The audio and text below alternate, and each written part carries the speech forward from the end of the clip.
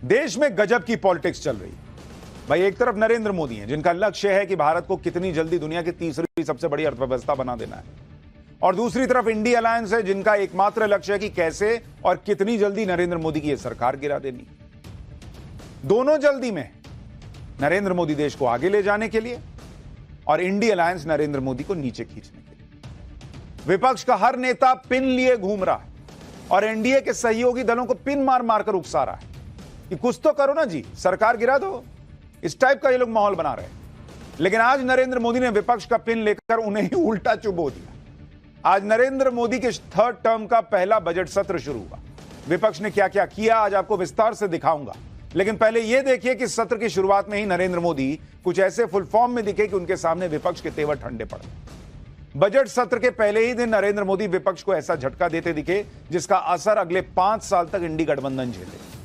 नरेंद्र मोदी ने इंडी गठबंधन को साफ साफ कह दिया कि बॉस किसी गलतफहमी में मत रहो। उन्होंने कह दिया कि अगले 5 साल उनकी कुर्सी को कोई नहीं हिला सकता। यह नरेंद्र मोदी ने साफ कर दिया। अगले 5 साल उनकी सरकार कहीं नहीं जाने वाली। अगले 5 साल Rahul Gandhi PM in waiting ही रहने वाले हैं और अगले 5 साल इंडी गठबंधन विपक्ष में ही बैठने वाला है। यानी थर्ड टर्म के पहले फुल सत्र के पहले ही दिन नरेंद्र मोदी ने विपक्ष के अरमानों पर सर्जिकल स्ट्राइक कर दी। जो लोग माहौल बना रहे थे कि मोदी सरकार तो अगस्त में गिर जाएगी, उनको नरेंद्र मोदी ने खुद बता दिया कि ना तो मोदी गिरने वालों में से हैं ना उनकी सरकार। अब अगली लड़ाई सीधा साल 2029 में होगी जब अगला लोकसभा चुनाव होगा। तो पॉपकॉर्न की तरह उछलने वाली इंडी गठबंधन को नरेंद्र मोदी ने मैसेज दे दिया है कि उसके सनसनीखेज बयान देने से कुछ बदलने वाला नहीं। उसके इकोसिस्टम के और उसके भोंपू के यूट्यूब पे कुछ वीडियो जरूर बन जाएंगे कि अभी जुलाई में गिरेगी, अभी अगस्त में गिरेगी, अभी सितंबर में गिरेगी सरकार। इससे ज्यादा कुछ नहीं होगा और इसलिए बेहतर होगा कि दल से उठकर देश के लिए काम करना शुरू करे इंडिया अलायंस। नरेंद्र मोदी को एक बार सुनिए, फिर वो रिपोर्ट दिखाऊंगा जिससे पीएम मोदी इतने कॉन्फिडेंस में। जितनी लड़ाई लड़नी थी लड़ ली। जनता को जो बात बतानी थी बता दी। किसी ने राह दिखाने का प्रयास किया, किसी ने गुमराह करने का प्रयास किया, लेकिन अब वो दौर समाप्त हुआ कि हमने दल के लिए जितनी लड़ाई लड़नी थी लड़ ली। अब आने वाले 5 वर्ष के लिए हमें देश के लिए लड़ना है, देश के लिए जूझना है। जनवरी 29 जब चुनाव का वर्ष होगा, आप उसके बाद जाइए मैदान में, सदन का भी उपयोग करना है कर लीजिए। वो 6 महीने जो खेल खेलने खेल लीजिए, लेकिन तब तक सिर्फ और सिर्फ देश। यानी नरेंद्र मोदी ने क्लियर कह दिया कि ये अभी से लेके 29 तक बीच में देश का सोचिए, क्योंकि सरकार गिराने का कोई चांस है नहीं। 29 में फिर जो आप लोग को शुरू करना होगा कीजिए। नरेंद्र मोदी के सब कुछ साफ कर देने के बाद भी विपक्ष कहां बदलने वाला है। उसने क्या क्या किया आज ये आपको विस्तार से बताऊं। उससे पहले देखिए कि नरेंद्र मोदी ये जो कॉन्फिडेंस ला रहे हैं कि भाई 5 साल तो चलाऊंगा सरकार, ये कॉन्फिडेंस कहां से ला रहे हैं। क्योंकि नरेंद्र मोदी को पता है कि बीजेपी का नंबर भले कम से कम पहले से कम हुआ, लेकिन देश के लिए जो नंबर मायने रखता है वो नंबर एकदम चकाचक है, और वो नंबर है जीडीपी की ग्रोथ का। कल बजट से पहले आर्थिक सर्वे की जो रिपोर्ट जारी हुई है उससे पता चलता है कि कैसे मोदी राज में इकोनॉमी बम बम है।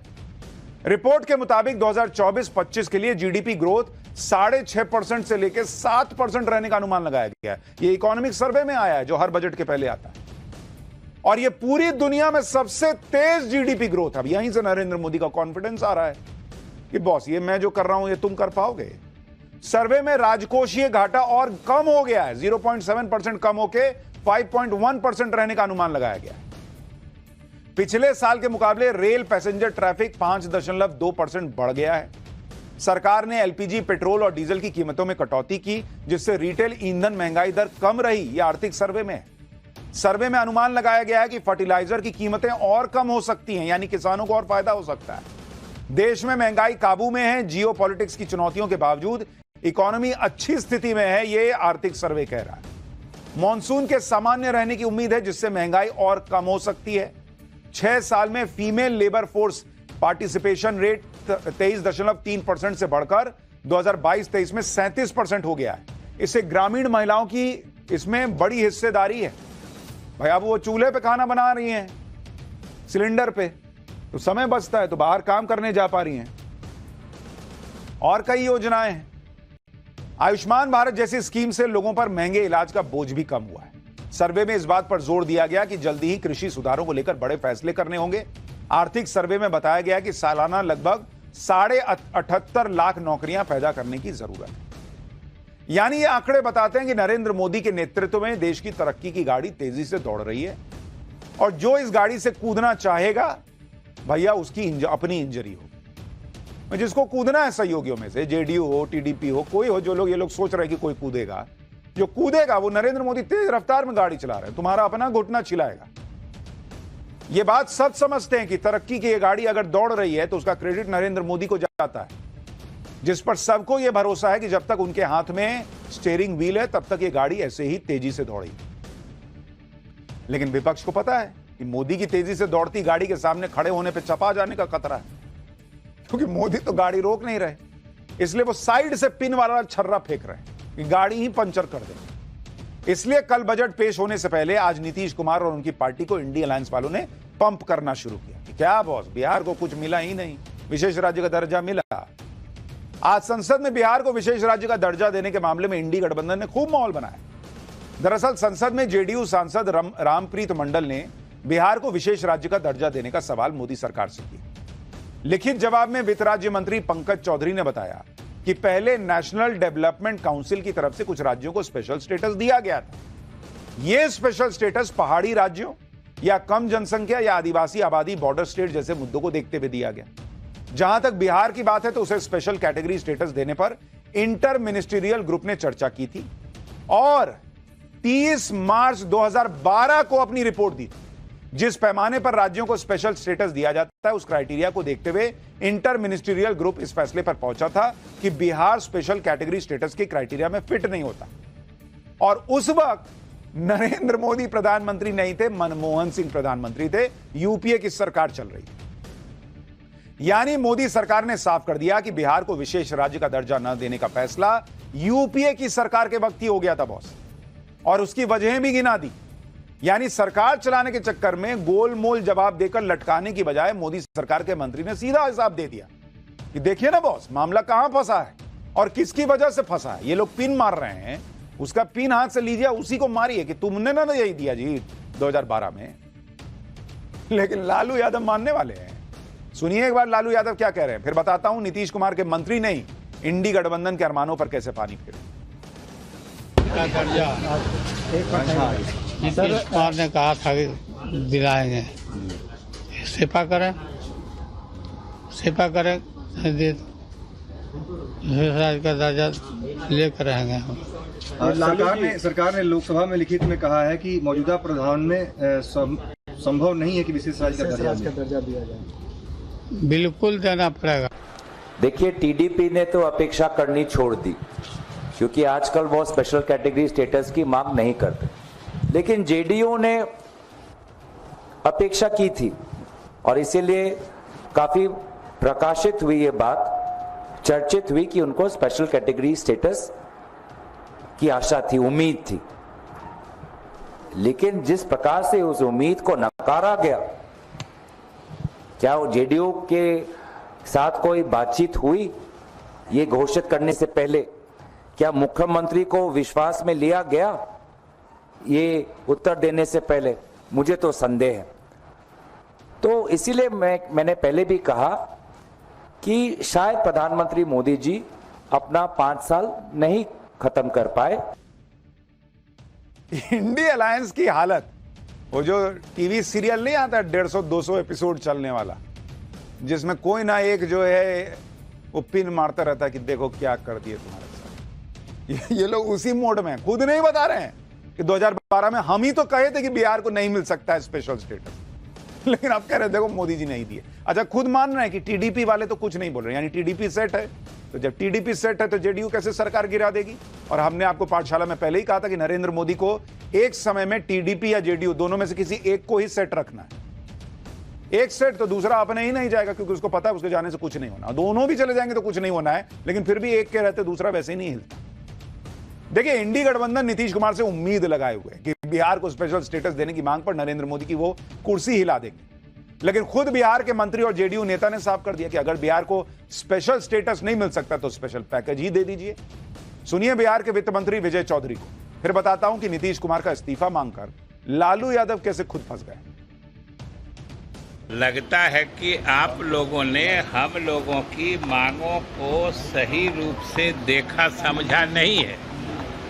हम लोगों की मांग में ही निहित है कि हम लोग चाहते हैं विशेष राज्य का दर्जा मिले, और विशेष राज्य का दर्जा मिलने में दिक्कत है तो हम लोगों को विशेष पैकेज मिले, और उसके मांगने का औचित्य है कि हम लोगों ने अपने सीमित संसाधनों के बल पर इस देश के अन्य प्रदेशों से अधिक तेज गति से तरक्की की है। बिहार को विशेष राज्य का दर्जा देने के मुद्दे पर केंद्रीय मंत्री गिरिराज सिंह ने लालू यादव को लपेट दिया। गिरिराज सिंह ने कहा कि जब बिहार को विशेष राज्य का दर्जा देने से इनकार किया गया था तब केंद्र में यूपीए की सरकार थी और लालू यादव उस सरकार में किंग मेकर थे। तब वो क्या कर रहे? गिरिराज सिंह को सुनिए, फिर बताता हूं नरेंद्र मोदी के खिलाफ कैसे इंडी गठबंधन बिखरा बिखरा दिखने लगा है। जब आप कांग्रेस के गोद में खेल रहे थे, जब आप किंग मेकर बने हुए थे, जब उस समय विशेष राज दर्जा का कानून था, तब तो आपने दिया नहीं, दिलवाया नहीं, बिहार के लोगों के साथ मजाक उड़ाया। अब जब नहीं आप किसी लायक हैं तब आप अंग्रेजी पढ़ रहे हैं। यानी बिहार के मामले में भी इंडी अलायंस झूठे नैरेटिव को ही बेच रहा है और ये एकदम क्लियर दिख रहा है। लेकिन चूंकि लोकसभा इलेक्शन में झूठ और भ्रम की राजनीति का चस्का लग चुका है तो ये इतनी जल्दी थोड़ी छूटेगा। हालांकि सच ये है कि जो इंडी अलायंस मोदी के साथियों को तोड़ने में लगा है उसके खुद के साथी साथ नहीं दिख रहे हैं भाई। कल कोलकाता में टीएमसी की एक रैली हुई, इसमें इंडी गठबंधन के बड़े नेताओं में से सिर्फ अखिलेश यादव मंच पर दिखे। अखिलेश यादव और ममता बनर्जी ने भी वही माहौल बनाने का प्रयास किया कि जल्दी ही नरेंद्र मोदी की सरकार गिर जाएगी। खुद के साथी साथ में दिख नहीं रहे लेकिन यह नरेंद्र मोदी की सरकार गिरा रहे। सुनिए दोनों नेताओं को, फिर बताता हूं कि नरेंद्र मोदी ने आज और कौन कौन से बड़े मैसेज दिए। ये जो सत्ता में कुछ दिन के लिए आए हैं, ये कुछ दिन के मेहमान हैं। मैंने लोकसभा में भी कहा और आज भी कहता हूं, जो दिल्ली में सरकार में बैठे लोग हैं वो सरकार चलने वाली नहीं है, वो सरकार गिरने वाली है। और हम और आप लोग देखेंगे एक दिन कि यही सरकार गिरेगी और हमारे आपके लिए खुशियों के दिन भी आएंगे। कि यूपी में जो खेल आपने दिखाया, अभी तो बीजेपी को रिजाइन करना चाहिए था, लेकिन उसको शर्म कम होता है। आपको थोड़ा से दिन इंतजार करने पड़ेगा। वो स्टेबल गवर्नमेंट नहीं है, कोई भी दिन हो जा सकता है। जैसे कभी धूप आता है, बारिश होता है, उसका बाद ऐसे बहुत दिन हो गया। Enough is enough. Mamata Banerjee के हिसाब से लोकसभा चुनाव में यूपी में बीजेपी की सीटें कम हुई तो योगी आदित्यनाथ को अखिलेश यादव को सीएम बना देना चाहिए था। लोकसभा के लिए वोट पड़ा है और सीएम की कुर्सी अखिलेश यादव को छोड़ देनी चाहिए। तो पिछली बार तो बंगाल में टीएमसी की सीटें घट गई थी, बीजेपी ने 18 जीती थी, तो ममता बनर्जी ने इस्तीफा दिया था क्या? जिस इंडी गठबंधन के भरोसे ममता बनर्जी और अखिलेश यादव मोदी सरकार के गिरने का दावा कर रहे हैं, वो इंडी गठबंधन तो खुद ममता बनर्जी की रैली से गायब। दूसरी बात, आप इंडी गठबंधन की एकजुटता का हाल देखिए। यूपी में 10 सीटों पर उपचुनाव है, वहां समाजवादी पार्टी और कांग्रेस के बीच ही टकराव की खबरें आ रही। जो अखिलेश यादव बीजेपी में फूट डालने के लिए मॉनसून ऑफर लेकर निकल रहे थे, उन्हें अब कांग्रेस का नया ऑफर बेचैन करने वाला है। सूत्रों के हवाले से खबर है कि यूपी में उपचुनाव को लेकर कांग्रेस ने समाजवादी पार्टी की परेशानी बढ़ा दी है। कांग्रेस 10 में से 5 सीटों पर चुनाव लड़ना चाहती है। यूपी कांग्रेस ने 5 सीटों की लिस्ट भी तैयार कर ली। 10 सीटों में से 5 सीटें समाजवादी पार्टी ने जीती थी। उसके अलावा जो 5 सीटें बची हैं, कांग्रेस करेगी हमको दीजिए। आप 5 ही ना जीते थे तो 5 हमको दीजिए। यूपी कांग्रेस ने आलाकमान को यह बता दिया कि वो 5 सीटों पर लड़ना चाहती है, जबकि कांग्रेस के पास उपचुनाव की 10 सीट में से एक भी सीट नहीं। अब कांग्रेस की इस नई डिमांड पर टकराव होगा, क्योंकि पहले ऐसी खबरें थी कि सपा कांग्रेस एक नहीं जीती थी, लेकिन सपा ने कहा था कि चलिए हम 7 लड़ेंगे, आपको 3 दे देंगे। अब कांग्रेस कह रही नहीं 5-5 होगा। अब ये 5-5 होगा, ये बात पचेगी या नहीं अखिलेश यादव को तो पता चल जाएगा। इंडी गठबंधन से अपनी चीजें नहीं संभल रही हैं और फिर भी उसके नेता मोदी सरकार के खिलाफ माहौल बनाने में जुटे। उसको आज खुद नरेंद्र मोदी ने डील भी किया। इंडी गठबंधन यूपी को लेकर भी बीजेपी को घेर रहा है और बीजेपी और संघ के टकराव पर भी बड़े बड़े दावे कर रहा है। इंडी के इस नैरेटिव से भी नरेंद्र मोदी खुद डील कर रहे हैं। संघ से टकराव की खबरों के बीच नरेंद्र मोदी ने आज संघ से जुड़ा एक बड़ा फैसला लिया, जिससे इंडी गठबंधन के एजेंडे की हवा निकल गई।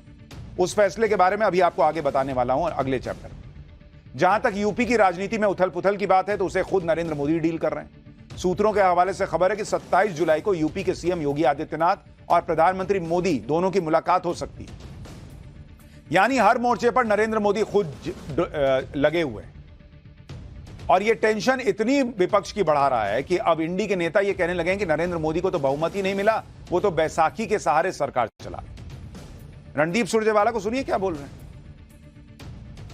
तो वो ये भी जान लें कि उनको मैंडेट नहीं दिया गया है, उनका मैंडेट तो 240 पर खारिज हो गया है। वो तो बैसाखियों के सहारे सत्ता में हैं, इसलिए संसद के प्रति और संविधान के प्रति जिम्मेवारी और ज्यादा है। तो 240 पे इनके हिसाब से मैंडेट खारिज हो जाता है, तो 99 वाले को मैंडेट मिलता है क्या, जो 240 के आधे से भी कम है। और जब यूपीए में ये लोग सरकार चला रहे थे कांग्रेस पार्टी, तो कांग्रेस पार्टी 240 भी नहीं पहुंची थी दोनों बार, लेकिन इनके पास मैंडेट था, नरेंद्र मोदी के पास नहीं। आप देखिए नरेंद्र मोदी इस हद तक एक्टिव हो गए हैं अब कि आज वो हरियाणा के बीजेपी प्रदेश अध्यक्ष मोहनलाल बडौली से मिले। बीजेपी का अपना पूरा फोकस विधानसभा चुनाव पर लगा दिया है, साथ ही संगठन को भी टाइट किया जा रहा है। मीटिंग पर मीटिंग्स हो रही हैं। 25 और 26 जुलाई को भी बीजेपी ने दिल्ली में बड़ी मीटिंग बुलाई है। सूत्र बता रहे हैं कि इसमें सभी राज्यों के प्रदेश अध्यक्ष को दिल्ली बुलाया गया। मीटिंग में बीजेपी के सभी प्रदेश संगठन मंत्रियों को भी बुलाया गया। इस महीने के अंत में बीजेपी ने अपने सभी सीएम और डिप्टी सीएम को मीटिंग के लिए दिल्ली बुलाया है। उधर नरेंद्र मोदी सब चीजें सेट कर रहे हैं और संसद में विपक्ष अपनी जमीन तलाश रहा है कि किस तरह नरेंद्र मोदी को बैकफुट पर लाया जाए। आज बजट सत्र के पहले दिन इंडी गठबंधन ने नीट पेपर लीक को लेकर सदन में हंगामा किया। इस दौरान विपक्ष और सरकार के बीच तीखी बहस हुई। राहुल गांधी ने कहा कि हमारा एग्जाम सिस्टम ही फ्रॉड है। इस पर शिक्षा मंत्री धर्मेंद्र प्रधान भड़क गए। देखिए संसद में नीट पेपर लीक के मुद्दे पर कैसे जबरदस्त बयानबाजी हुई आज। सरकार किसी और का रिकॉर्ड बनाए ना बनाए, लेकिन पेपर लीक का रिकॉर्ड जरूर ये सरकार बनाएगी। सेंटर वाइज जिन बच्चों को सबसे ज्यादा नंबर मिले हैं, क्या उसकी सूची जारी करेंगे? 30,000 सीटें जहां हैं, कई सेंटर अध्यक्ष महोदय ऐसे हैं जहां 2,000, 2,500 बच्चे पास हो गए हैं। सरकारी सीटें 30,000 हैं। It's obvious to the whole country that it's a very serious problem in our examination system. This is not just a question of NEET, it is in all the major examinations. Now, the minister has blamed everybody except himself. Right? I don't even think he understands the fundamentals of what is going on here. Evidence of paper leak in last 7 years, any numbers. So there are evidence already. This case right now, Speaker sir, this case is going in front of Honorable Supreme Court. All the things has come out. Every question has put in front of Supreme Court. Honorable CJI is personally presiding over that bench, and with full responsibility I can say, in last, after NTA, more than 240 examination has been conducted, more than 5 crore students has been applied, and more than 4.5 crore students successfully participated in the examination. These are the all fact and records. Rahul Gandhi सवाल उठा रहे हैं, अखिलेश यादव सवाल उठा रहे हैं। सवाल तो उनसे भी है कि उनके जमाने में क्या होता था। वो तो चोरी रोकने के लिए जबरदस्त कानून जो अब आया वो तो लाए भी नहीं थे, और राजस्थान में कितना पेपर लीक होता था वो मैंने आपको पाठशाला में बताया था। लेकिन इस सरकार को भी चीजें टाइट करनी होंगी, इसमें कोई दो राय नहीं।